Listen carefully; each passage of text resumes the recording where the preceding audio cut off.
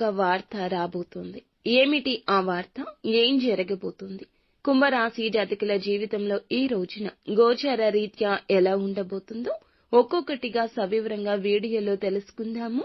Video నచ్చితే తప్పకుండా ఒక చిన్న లైక్ అయితే చేసి మమ్మల్ని సపోర్ట్ చేయండి. ఇక ఆలస్యం లేకుండా వీడియోలోకి వచ్చేద్దాము. ఈ రోజున ఈ రాశి జాతకుల గోచారం గురించి మనం చెప్పుకోవాలి. పదే పదే చెప్పిన ఇదే వాస్తవం అంటున్నారు జ్యోతిష్య పండితులు. ఎంతో నమ్మిన ఒక వ్యక్తి నుంచి విశ్వాస భంగం లేదా ఒక మాట తూలనాడడం ఇలా జరిగే అవకాశం.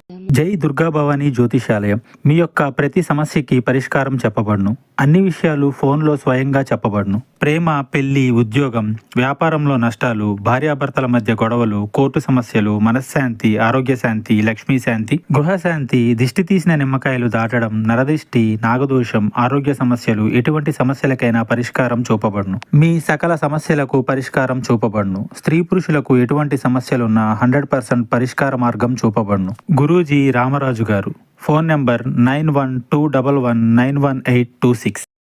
ఇది కుటుంబ సంబంధం కావచ్చు, ప్రేమ సంబంధం కావచ్చు, లేదా అత్యంత సన్నిహిత మిత్రుడి నుంచి కావచ్చు. ఒక విషయం తెలుసుకున్నప్పుడు మీరు తట్టుకోలేనంత బాధ అనుభవించవచ్చు. ఇది గుండె పగిలినట్లు అనిపించవచ్చు.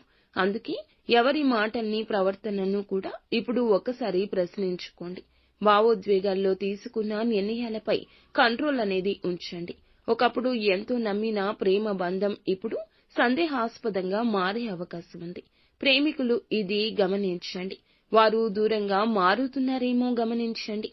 ఒక పాత రిలేషన్షిప్ మళ్లీ గుర్తుకొచ్చి మీ ప్రస్తుత జీవితం తలకిందులయ్యే ఛాన్స్ ఉంది. ఇక ఇంట్లో ఒక పెద్దవారి ఆరోగ్య పరిస్థితి అనుకోకుండా చాలా వరకు తీవ్రంగా మారొచ్చు.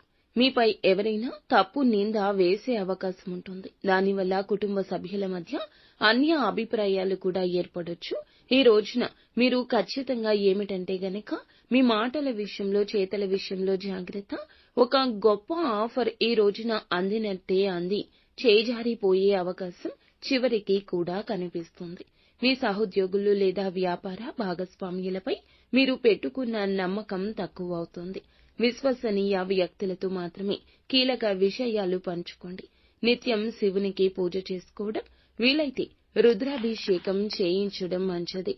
అననుకూల ఫలితాలు అనుకూలంగా మారతాయి. మానసిక స్థైర్యం, ధైర్యం కలుగుతుంది. ఆరోగ్యం విషయంలో ప్రత్యేక శ్రద్ధ వహించండి. గుండె చుట్టూ భయాందోళనతో ఉంటే గనక వైద్యులను సంప్రదించండి. ఇక ఇది పరిశీలించుకోండి. ఆత్మవిశ్వాసాన్ని పరీక్షించుకునే సమయంగా చెప్పడం జరుగుతుంది. జీవిత మార్గాన్ని కూడా మార్చే ఒక సదవకాశం వస్తుంది.